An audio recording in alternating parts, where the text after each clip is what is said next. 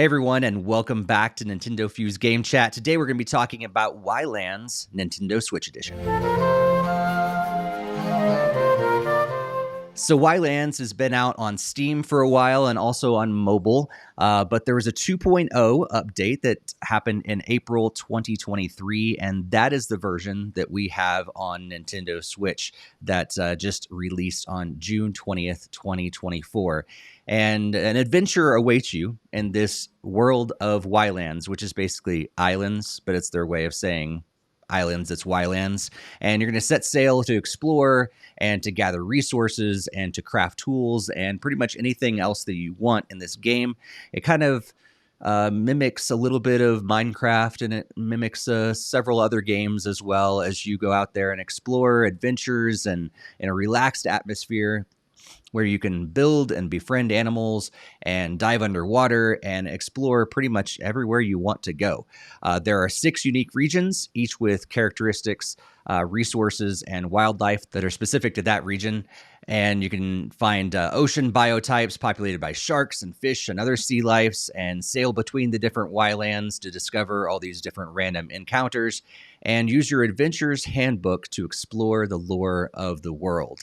So before we get into our recommendations, let's just kind of discuss this game a little bit and our experiences. And to do that, of course, we have Barry and Greg.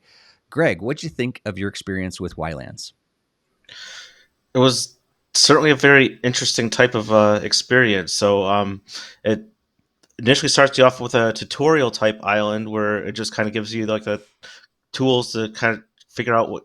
So you're kind of learning the controls and seeing what exactly you're able to do. You can go into like a little house and there's like a secret cave that you can enter and do other basic exploring stuff. And then once you kind of decide that you're done, or you think you know what you're doing, then like you're able to cast off, and then it just kind of throws you into the whole world thing. And then it even pulls like a Metroid on you, and like, oh, you lost all your abilities. You forgot how to make a boat. You don't know how to make sails. You can't even remember how to craft like an axe or anything anymore. So now, oh no, now you have to figure us all out. And you even lose your clothes. Yeah, that's pretty much of a nightmare at that point.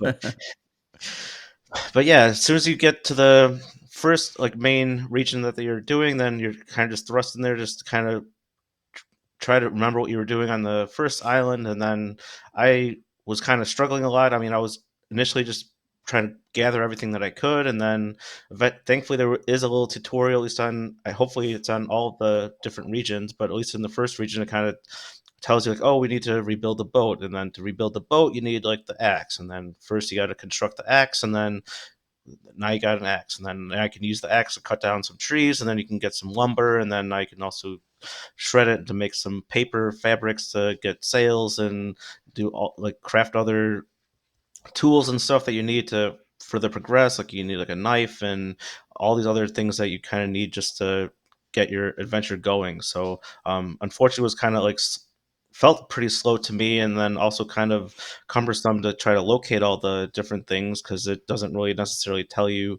that like it's a multi-level crafting system where like, oh, you have to craft one thing, and then like now this is a generic resource that's going to be used for like just about like another like 50% of the other recipes, and then you have to discover the recipes one at a time, and then it doesn't let you to kind of just try to free ball it and figure it out. It just like, oh, here you need to craft this, now you need this item, and then oh look, you can now craft this recipe. And then once you finally get to the point where you are crafting your ship to be able to go to the next region, I had some difficulties placing it in the water because then as soon as I was like on the boat and then I was trying to like steer it, then like it like hit part of the island or whatever, because I guess I didn't pick the best launching point.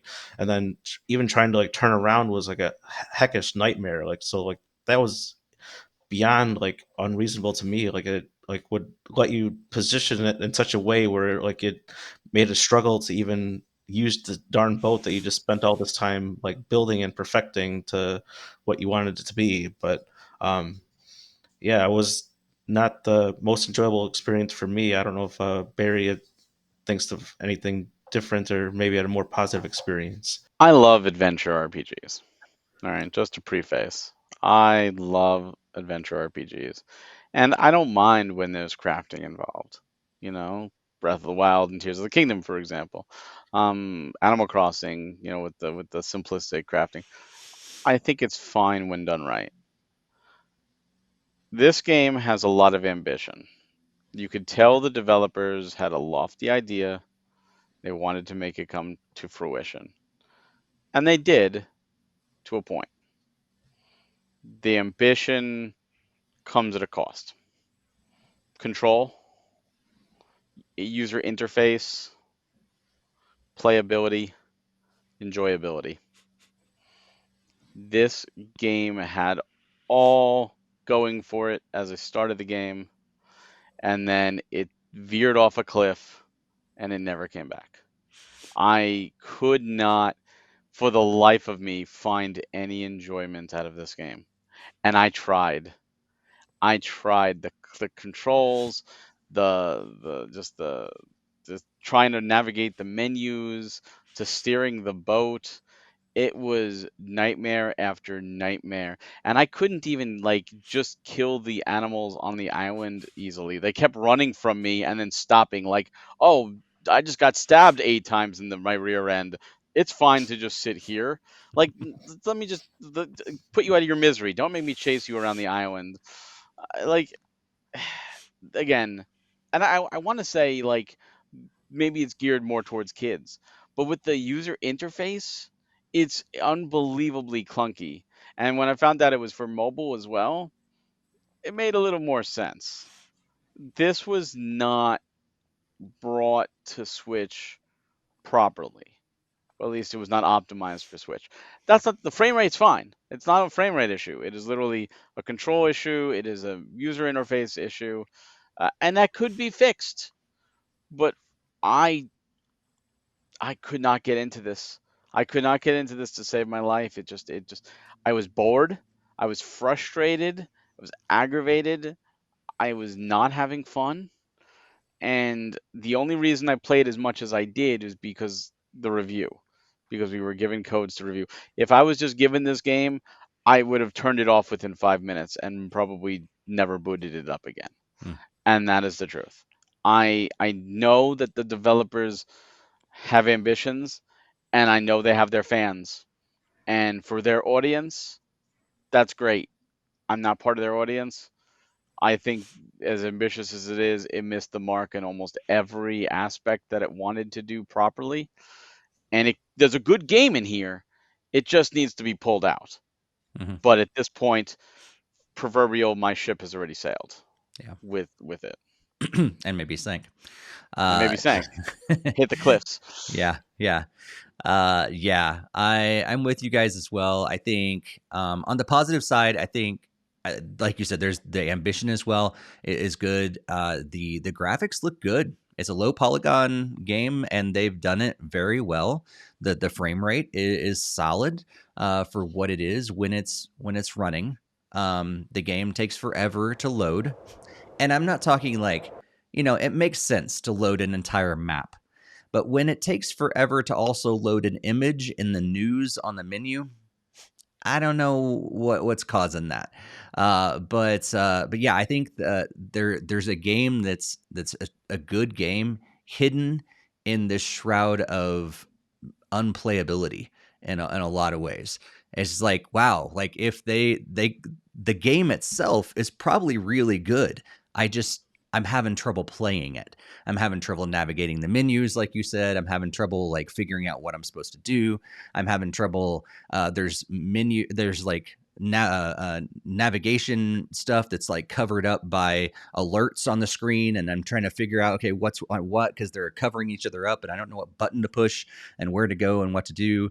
How to pick up things. You have to sometimes be on top of it, but sometimes you can be far away, and sometimes it's not consistent. And so I want to step back a little bit, because I kind of documented a little bit of my experience when I started up this game and went into the campaign, and I want to see if you guys had a similar experience as well. So you start off in this Indiana Jones world, and immediately I thought, you know what? I didn't realize this is what this kind of game was. I could get into this, and I noticed right off the bat it kind of it's a little clunky to navigate and everything, but I'm like, I can push through this. This could be actually pretty fun. Maybe I'm gonna get to explore kind of stuff like this. And then all of a sudden, in a brief moment, you're thrown into this winter world out of the blue, riding a polar bear. But then you find a car, and I jump on the car because that'd be faster. And then it's over before you know it. And then all of a sudden, you're at sea, and this lady is talking to you, and then she leaves you, but somehow stays in contact with you by showing up with messages in the top part of your screen. I don't know how that's all working. It's like telepathy or something like that. And then you find an island. And like Greg said earlier, you fully explore this island, exploring everything on this island. I gathered a whole lot of stuff on this island, not realizing that I'm in a tutorial the entire time, but I'm gathering all this stuff because I sank a lot of time into this island thinking I'm going to be able to keep all this stuff. And so I also befriend this lizard. And this lizard is just sitting there. I don't know if you guys saw the lizard. And after you pet the lizard, it becomes your pet. I'm like, oh, great. Now I have domesticated this lizard. He is now my pet. But it wouldn't move. It just sits there, not moving at all, even after I fed it and brought it back to good health. And so finally I just hit it with my sword and I got to keep the meat. And then I found the goat. And I thought about, do I do the same thing with this goat? But it said it's good for milk.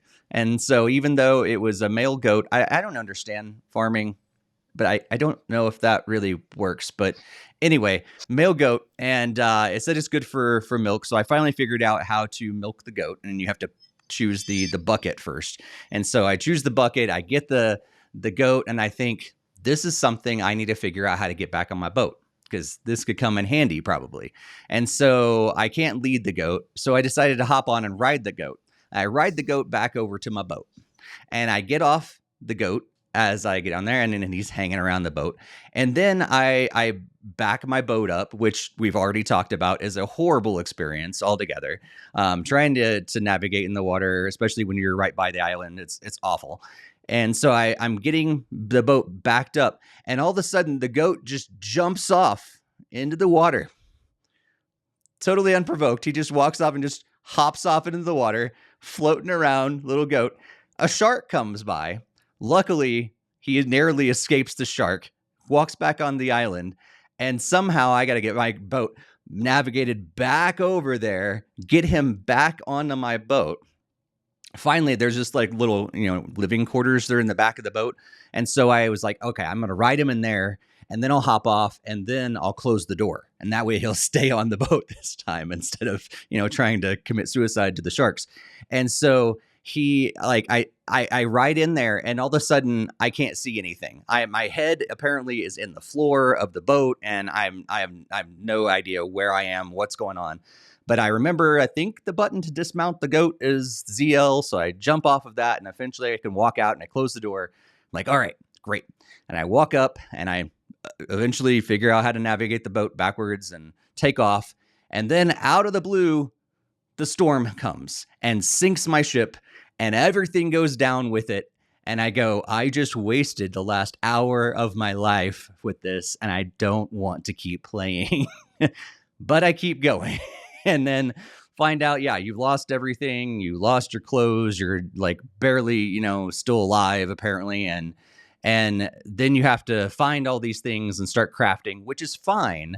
But when you go from like that experience and you don't realize it all, and and I was like frustrated. Like if I was actually that character, I would have been just as frustrated, going, I had everything and I lost it. And now I'm stuck on this island with no clothes and no nothing.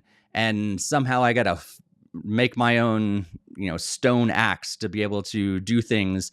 And I get some meat, and I can't even cook it over the fire. I have no idea what to do with this raw meat, because you can't cook it on a fire like you think you would. I got the fire going. No, not possible. Even later in the creative mode, when I had an oven, because apparently you could make an oven too. So I put an oven out there, and I still can't cook the raw meat. I'm not going to eat raw meat because I know that's bad in real life. And so I was like, I'm going to try to cook this meat. So anyway, that's like my experience. Is that similar to what you guys experienced as well? So you're about talking about this tutorial island. I didn't do the tutorial island. I got on the boat and I saw the island and I was like, no, I want to go off on an adventure. So I just took off. And then the storm happened and I was like, oh crap, did I not do something wrong? Like, did I somehow fail the game instantly? And then I woke up on the island and I was like there. So I didn't forget anything. I was just Interesting. like playing the game there as that was the beginning of the game. I didn't even know there was a tutorial island with a lizard that you can kill and a goat or anything. I was just like, here thrust into this because I thought I was being punished. I'm like, maybe I should have hit that island because they sank me. It's And better. It's better to skip it, actually. yeah, I probably would have quit the game then as opposed to a little bit afterwards when running around this new island. And that was the island that I was, hacking the animals and the boars and stuff, and they just kept walking 5 feet away from me. I'm like, okay, that's cool that you're just slowly killing me. But yeah, that that's that's insane. I was gonna make a joke about, the sheep jumped off because you didn't buy him dinner first. But yeah, it's just bad. I'm sorry. Yeah. I Yeah. shouldn't say that. Greg, what was your experience? Because you went to the island first, right? Yeah, I did, but I was gonna also try to say I feel like I was almost like the link in between you two guys because like as soon as it felt like the game definitely presented it as like you have the option of stopping here or you can kind of keep sailing, and I was like, well, I mean, do I really want to go there, or maybe I could always come back, maybe, or who knows? But I mean, but I don't know. It's right here. I'll just stop. I guess I'll just stop, and then that's where I invested the time into the island. So then like I do feel like I had that link because I almost did pull the berry, just like whatever. Maybe I'll just keep going and discover something else and kind of go that way. But then I did end up spending the time like you did on the tutorial island, not realizing that stuff wasn't going to save or keep until it was too late. So like I also did milk the goat or whatever too, and I did tame an animal. I don't know if it was also the lizard or if there was another animal to be tamed, but I also spent time trying to do that, and then trying to wonder what the heck even happens with it because it just kind of sat there, and I was like, Yeah. I was expecting it to either one follow me around or two like do something like contribute in some sort of matter or whatever. And then when I got back on the boat, eventually I was like, I guess I'm leaving my tamed animal behind. And like I didn't go to the stress that you did to like ride the stuff to try to save it, and I was like, I guess it didn't really feel natural to try to get it off that stuff off of the island. And but I did spend a lot of time like trying to cut down some trees to get a number of logs and materials. Like, oh, this is going to be very beneficial for anywhere else I have to sail to. Like, it would be nice to have like all this like wood and like leaves and stuff, and I could do all sorts of kind of stuff with that and craft other things. And nope, then that was all just kind of just taken away, and like almost like you just hit that island, like the Eventide Island in Breath of the Wild, and then like, oh nope, you're starting all over again. Here's everything's taken away from you. But Yeah. Yeah. Did you guys get to check out first person mode at all? Like, because you don't have to go third person mode. It's only first person mode. And if you did you recover from throwing up, Barry? I didn't know there was a first person. I stayed third person the entire time, and based on Lucky. what you just said, I'm very glad I didn't. so I Yeah. actually did like mostly in first person. I didn't Yeah. even really realize there was a third person view. I think I started in first person, and I just felt like it was just kind of natural just to like just see like whatever the arms and just chopping at the tree and Hmm. like okay, and then you're just able to pick stuff up pretty effortlessly. I definitely was kind of surprised at kind of the distance you can get certain things, but it was felt pretty natural to me to be able to just kind of go over and just pick up anything that I was looking for. That's interesting. Yeah. Yeah, I did not like it at all because it's mostly like you can see the arms moving and your weapons and things like that, but it's mostly just only first person, like if you were just looking through their eyes and that's it kind of style. And yeah, it's not for me. Maybe like you said, maybe it's easier to pick things up that way because in third person it was tough to navigate, like, okay, should I be closer, should I not, and I'm not really sure, and that was inconsistent. But yeah, it's a interesting button press. It's like hold R down and then press down on the right stick to change between your different views.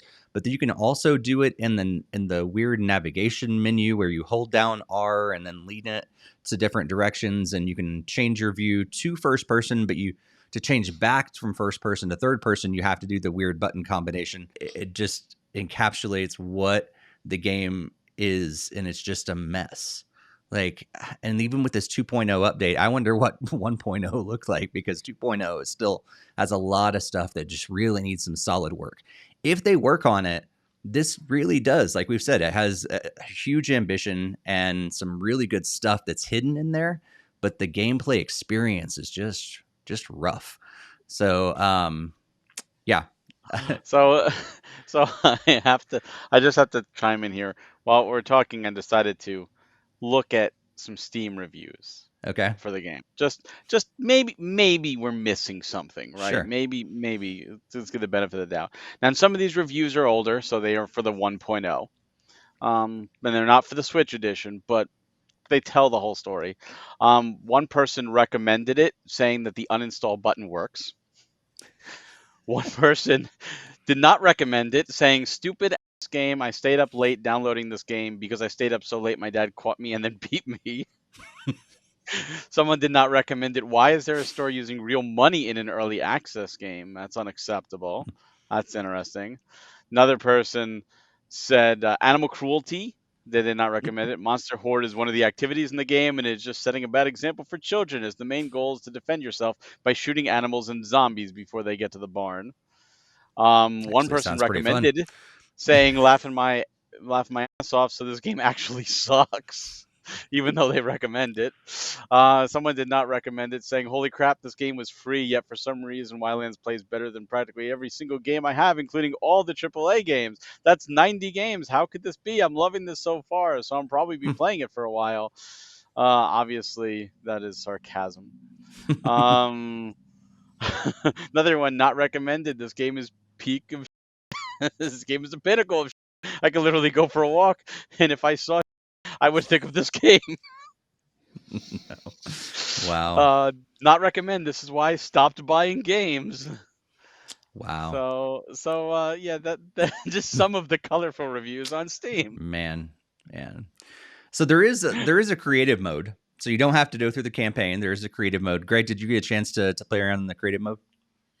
I didn't feel inspired to go around the creative mode. Having the difficulty of like trying to place the boat in the water was kind of creative enough, and I was didn't think it was going to be a much better experience from that. Yeah. Well, you didn't miss a whole lot. You can move around in like almost 360. They decided to give you the ability to fly. So you have this like flying machine it's attached to you. So you can fly, and then you can dive into the water and all this other stuff. They say you have everything, but you don't. You still have to find some things to craft and everything. So you have the it seems like you have the recipes to build everything, but you still have to collect some things in order to make them and stuff like that. I think what I would actually really enjoy this game if it was multiplayer. I think that's another thing that, especially in creative mode, this would be fun to kind of play around and build stuff and have a bunch of fun and make like your own little games and stuff in creative mode. Playing that either in person or especially online, if we were able to all get together, the three of us, and play around in this game, that could be a lot of fun as well. But single player creative mode, just being dropped in this island with a bunch of stuff and like not really anything to do, it would just ended up being boring. Barry, were you able to play around with creative mode at all? I had no intention of doing that. But what I want to know is how long would it take for that to divulge into just the people attacking each other and destroying things and just out of boredom? Like, screw this game, let's just go kill goats. And That would have been more fun. it probably would have. Get that shark over here. Let's throw him to the shark. Yeah. Yeah. So YLands Nintendo Switch Edition has, like I said, it's already been out. It's been out on Nintendo Switch since June 20th, and the current price is $24.99 on the Nintendo Switch eShop. I think I know what we're going to say across the board, but Greg, what did you think about this game? Would you recommend it? Unfortunately, not unless there's like a massive like a 3.0 update that fixes a lot of the clunkiness of the controls and the menus. So, like the slowdowns and going through the different menus was very unbearable and really made a lot of it unplayable. So, um, unless like those kinds of things can be more optimized and fixed, then it's definitely a no recommendation at pretty much any price point at this point. Nice. Barry, there are a bunch of DLC packs where you can spend $99 or up to $10 a piece to go get all these other islands and these other packs that add more to the game. So $24.99 plus all this DLC. What do you think? Again, the ambition is there, but like Greg said, unless there's some major patch that fixes a lot of this stuff, I mean, I wouldn't. Maybe free, but even that, I wouldn't even recommend you waste your time. Like there are so many better games. I was going to say infinite, but there's technically not infinite games, but there's close to better games and that you can. I would say you spend your time on, including some that we've done game chats on. So go check those out and then pick up those games. Honestly, I wanted to like this game. I wanted this game. Like, yes, this is cool. I love action adventure games. I love things like Eventide Island and Breath of the Wild. This is going to be a lot of fun, and I did not have fun. And I do feel that Storm punished me and continued to punish me by forcing me to play the rest of the game. Yeah, but funny enough, you've mentioned this, Barry. If you do want to play it for free, you can play it on Steam. It's free to play. But if you want to play it on Nintendo Switch for possibly a worse experience, you're going to have to pay at least $25 for it.